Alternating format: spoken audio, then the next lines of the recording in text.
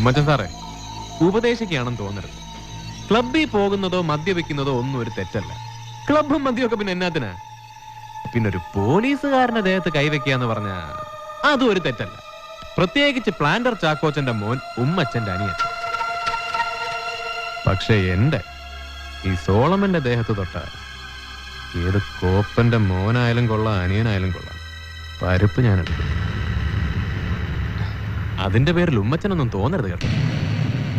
പൗലോസേ, ആ പിള്ളേരെ ഇറക്കി വിട്ടേര്.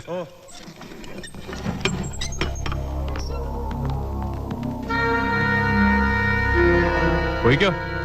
അടുത്ത വെക്കേഷൻ വരുമ്പോ മുൻകൂട്ടി അറിയിച്ചേക്കണം. ഒന്ന് ഫോൺ ചെയ്താൽ മതി, ഞാൻ ഒരുങ്ങിയിരുന്നു.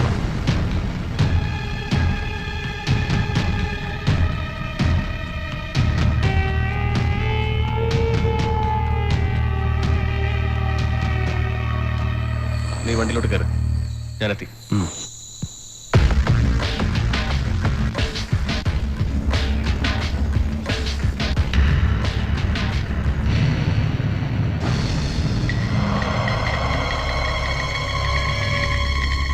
സോളമ, ഞാനിവിടുത്തെ XMLA ഭരണകക്ഷിയുടെ നേതാവാന്നൊക്കെ വിട്ടേക്ക്.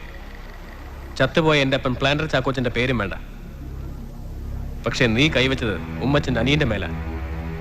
നിന്റെ കൈകൊണ്ട് അവന്റെ ദേഹത്ത് പൊടിഞ്ഞ ചോര എന്റെ സ്വന്തം ചോരയാ. അതിന്റെ കണക്ക് നീ പറയേണ്ടി വരും. നിന്നെ കൊണ്ട് പറയിക്കും ഞാൻ. ഉമ്മച്ച, ഇതൊരു പോലീസ് സ്റ്റേഷനാണ്. ഞാൻ ഇവിടുത്തെ സബ് ഇൻസ്പെക്ടറും. താനാണെങ്കിൽ ഞാൻ കസ്റ്റഡിയിലെടുത്തൊരു പ്രതിയെ ജാമ്യത്തിലെടുക്കാൻ വന്നു വരും. സോളമ എന്ന തന്റെ ആദ്യത്തെ വിളിക്ക് തന്നെ കിട്ടിയനെ മോനെ. അടിനാഭിക്കിട്ട ആദ്യത്തെ തൊഴി സാറേ എന്ന് വിളിക്കണം. സബ് ഇൻസ്പെക്ടർ സാറേ എന്ന്. മനസ്സിലായോ? പിന്നെ അവന്റെ ദേഹത്തുനിന്ന് പൊടിഞ്ഞ നിന്റെ ചോരയുടെ കാര്യം. ചോര ആരാന്റെ ആണേലും അവനവന്റെ ആണേലും ഉമ്മച്ച സൂക്ഷിക്കേണ്ടതുപോലെ സൂക്ഷിച്ചില്ലേ തറ തൂവിപ്പോവും. ചോരയാന്നേ ഒരിക്കൽ തറയെ വീണു പോയാൽ രണ്ടാമത് കോരിയെടുത്ത് ഞരമ്പേൽ ഒഴിക്കാൻ ഒക്കത്തില്ല. അതോർത്തിരുന്നാ മതി.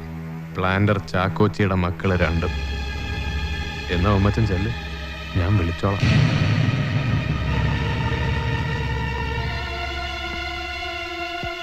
പൗലോച്ചാ, ആരേലും വിട്ടൊരു ചായ തരാൻ പറ.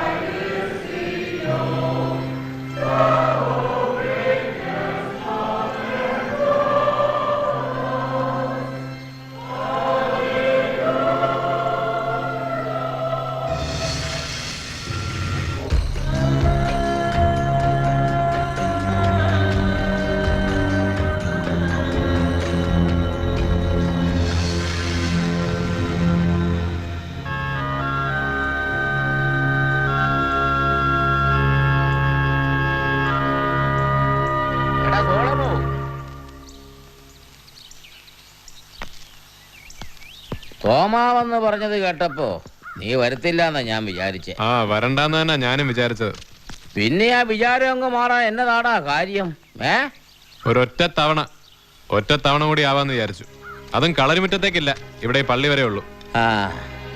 ഈ ഒറ്റ തവണ കൂടി മതിയാവൂ. അടുത്ത തവണ വരികയാണെങ്കിൽ തന്നെ എന്നെ ശാസിക്കാനോ ഗുണദോഷിക്കാനോ ഞാനുണ്ടായെന്ന് വരത്തില്ല.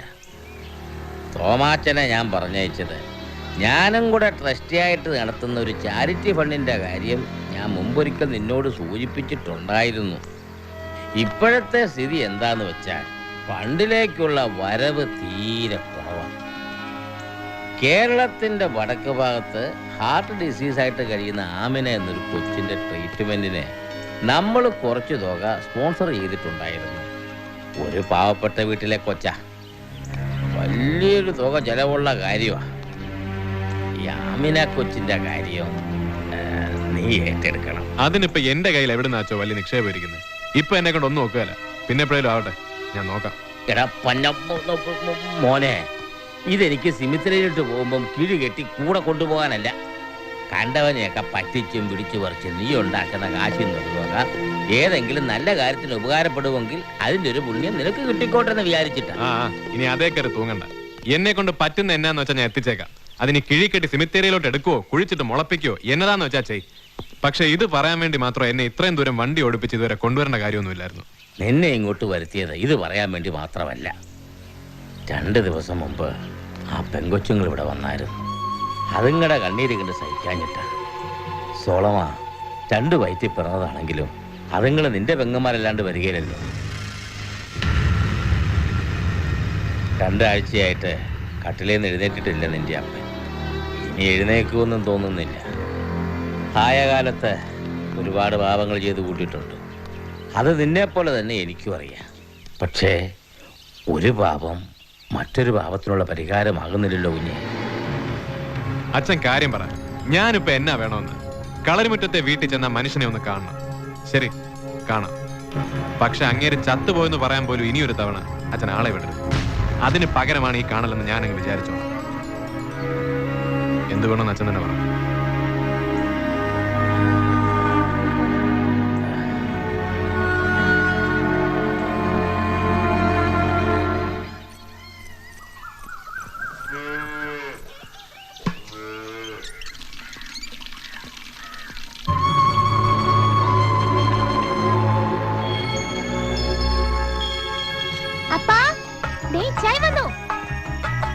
ഈ പെണ്ണിന് എന്നാത്തിന്റെ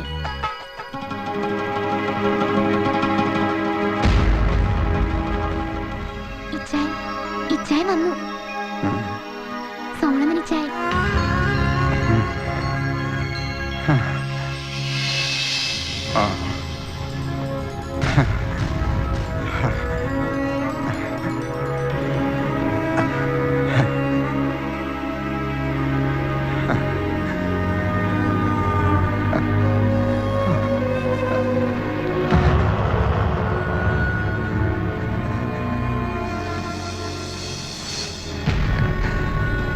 എന്നാലും എൻ്റെ കണ്ണടയുന്നതിന് മുമ്പ് നീ വന്നല്ലോ. എൻ്റെ മോൻ ക്ഷമിക്കണം. മഹാഭാവിയായ ഈ അപ്പനോട് കഴിഞ്ഞതൊക്കെ മറക്കണം.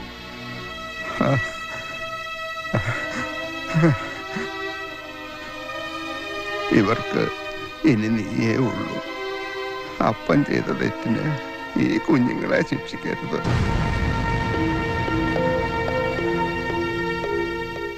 നിന്റെ പെങ്ങന്മാരായവര്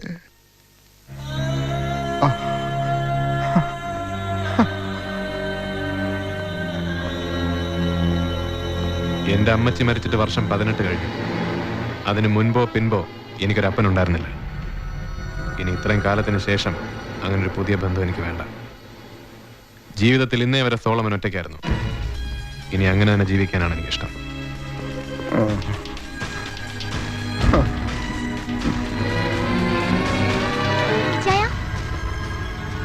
എന്റെ കൈ കൊണ്ടൊരു കപ്പ് കാപ്പി കുടിച്ചിട്ട്.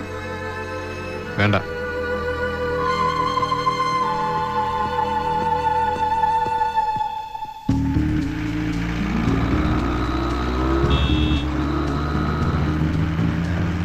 കുറച്ചു നാളായി സാറിനോടൊരു കാര്യം പറയണമെന്ന് വിചാരിക്കുകയായിരുന്നു.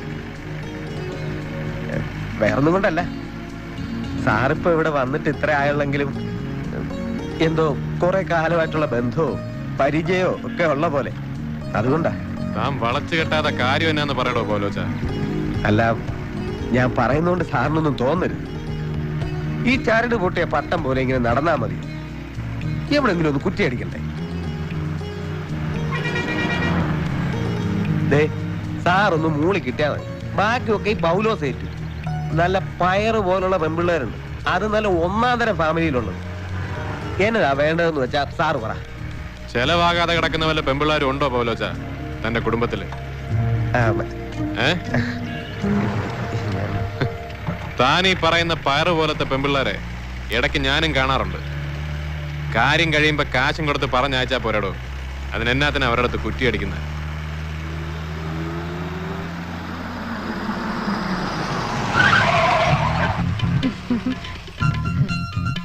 എങ്ങോട്ടാടി മറിയാമേ?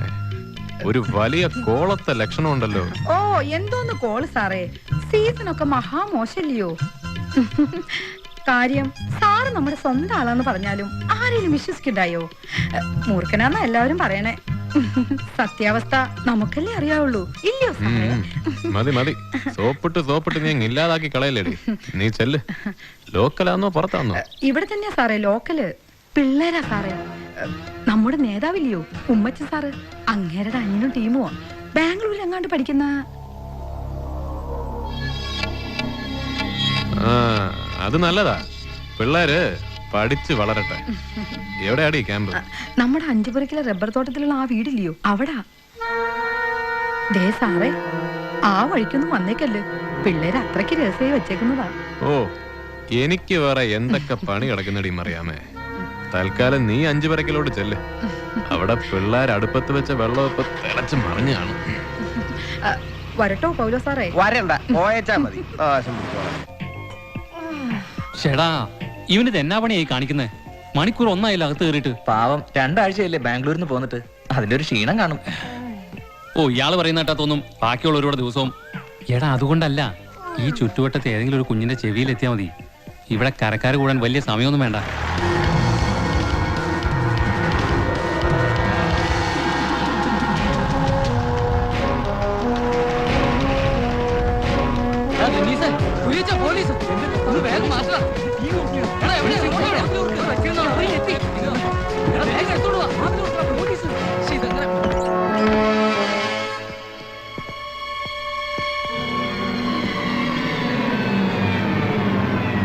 എന്നതാടാ തോട്ടത്തിനകത്ത് പണി? ബിസിനസ് മാനേജ്മെന്റിന്റെ കൂടെ റബ്ബർ ടാപ്പിംഗും പഠിപ്പിക്കുന്നുണ്ടോ ബാംഗ്ലൂരില്?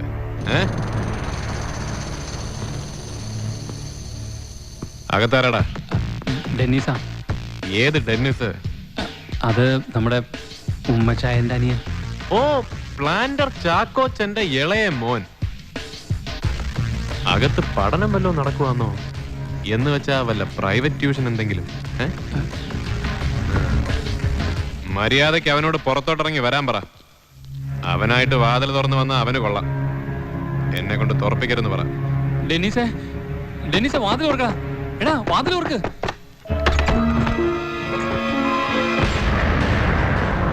സാറൊന്ന് പുറത്തോട്ടിറങ്ങണം, നന്നായിട്ടൊന്ന് കാണട്ടെ. പോട്ടെ സാറേ, പിള്ളേരല്ലയോ? എന്നെ കയറി പഠിപ്പിക്കാൻ വന്നാലുണ്ടല്ലോ. ഇനി സാറിന്റെ കാര്യം. പൗലോച്ചാ, എല്ലാത്തിനെയും വണ്ടിയിലോട്ട് കയറ്റിക്കോ. ബാക്കി നമുക്ക് അവിടെ ചെന്നിട്ട് പറയാം.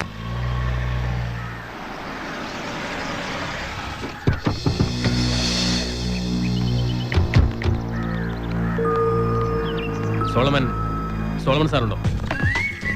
പൗലോച്ചാ, മണി ഇപ്പൊ 5:30 കോടതി പിരിഞ്ഞു കാണും. ഈ പിള്ളേരെ ആ മജിസ്ട്രേറ്റിന്റെ വീട് വരെ എത്തിക്കണമല്ലോ. പക്ഷെ ഈ ഉമ്മച്ചന്റെ അനിയനെ പോലീസ് ജീപ്പി കയറ്റി ടൗണിൽ കൂടെ കൊണ്ടുപോവാന്ന് വെച്ചാ ഉമ്മച്ചൻ എത്തിയല്ലോ. എന്നാ പിന്നെ ഉമ്മച്ചൻ ഒരു കാര്യം ചെയ്യും, ഞങ്ങള് ബാക്കിയുള്ളവന്മാരെ കൊണ്ട് ജീപ്പി പോയിക്കോളാം. താൻ അവനെ കൊണ്ട് കാറിലങ്ങ് എത്തിയേച്ചാ മതി. അറിയാലോ മജിസ്ട്രേറ്റ്, നമ്മുടെ പപ്പനാ നമ്പീഷൻ. പറത്തി വിട്ടേക്കല്ലേ ഉമ്മച്ച, എന്റെ തൊപ്പി തെറിക്കുന്ന കാര്യമാ. സാർ ഇപ്പൊ എന്ത് പറഞ്ഞാലും ഞാൻ കേൾക്കും. അടുത്ത ഇലക്ഷൻ എന്റെ സീറ്റ് ഏതാണ്ട് ഉറപ്പായത്. ഈ സമയത്ത് ഇങ്ങനെ ഒരു നാണക്കേടുണ്ടായിപ്പോയാ സഹായിക്കണം.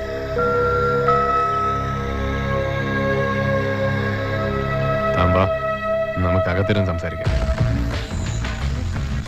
താൻ മാത്രം ഈ വക അലങ്കാരങ്ങളൊന്നും വേണ്ട. സാർ പറ, ഞാൻ എന്ത് ചെയ്യണം? സാറിന്റെ പ്രൊമോഷന്റെ കാര്യത്തിന് വേണമെങ്കിൽ ഞാൻ നേരിട്ട് തിരുവനന്തപുരത്തിന് പോവാം. പിന്നെ സ്ഥലം മാറ്റം ഉമ്മച്ചൻ വിചാരിച്ച നടക്കാത്ത കാര്യങ്ങളല്ലേ തോന്നും. ഇതൊക്കെ ആർക്ക് വേണോടോ ഉമ്മച്ച?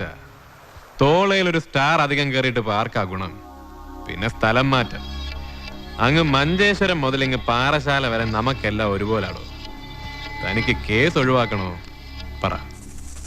പക്ഷെ അതിന് ഇതൊന്നും പോരാ. എടോ, ഞാൻ ഈ കാര്യത്തിൽ ഒരു ഹരിചന്ദ്രനൊന്നും അല്ലെന്ന് മറ്റാരേക്കാളും നന്നായിട്ട് തനിക്കറിയാം. സംഗതി അഴിമതി തന്നെ. ഉമ്മച്ചന്റെ മാനത്തിന് ഞാൻ ഇടുന്നൊരു വിലയാന്ന് വെച്ചോ, 5 ലക്ഷം രൂപ കിട്ടണം. സോളമൻ സാർ ഒരു കാര്യം മനസ്സിലാക്കണം. അടുത്ത ഇലക്ഷൻ കഴിഞ്ഞാൽ ഞാൻ ഇവിടുത്തെ MLA ഒത്ത ഒരു മന്ത്രിയും. ഇന്ന് എന്നെ ഒന്ന് സഹായിച്ചാൽ അതിന്റെ ഗുണം സാറിന് അന്ന് കിട്ടും. ഹാ കള ഉമ്മച്ച, അത് താൻ MLA മന്ത്രിയൊക്കെ ആയിട്ടല്ലേ. മലർപ്പൊടിയും തലയെ വെച്ചോണ്ട് ഒരുപാട് സ്വപ്നം കാണല്ലേ ഉമ്മച്ച. താൻ കാശപ്പത്തിക്കെന്ന് പറ. അപ്പൊ കാശ് കിട്ടാതെ കേസ് ഒഴിവാക്കത്തില്ല എന്ന് സാർ തീരുമാനിച്ചു. അതവൻ 5 പരക്കിലെ റബ്ബർ തോട്ടത്തിലുണ്ടെന്ന് വിവരം കിട്ടിയപ്പോഴേ ഞാൻ തീരുമാനിച്ചതല്ലേ. ശരി, കാശ് ഇന്ന് ഞാൻ കൊണ്ടുതരും. മാനം കാക്കാന്നുള്ളത് എന്റെ ആവശ്യമാണല്ലോ. പക്ഷേ 5 എന്നുള്ളൊന്ന് കുറയ്ക്കണം. ഒരു 3 ലക്ഷം ഞാൻ തരും. 3 ലക്ഷം മതി. കാശ് താൻ ക്വാർട്ടേഴ്സിലെത്തിക്കേ, ഞാൻ അവിടെ കാണാം.